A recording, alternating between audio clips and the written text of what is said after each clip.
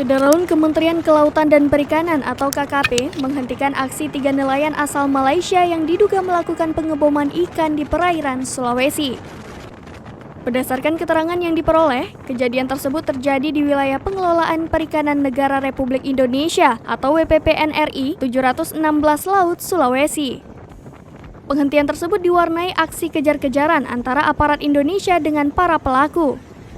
Direktur Jenderal Pengawasan Sumber Daya Kelautan dan Perikanan, Laksamana Muda TNI Adin Nurawaludin mengatakan, aksi pengebom ikan ini berhasil dihentikan oleh petugas PSDKP Nunukan pada saat patroli di wilayah perairan Laut Sulawesi.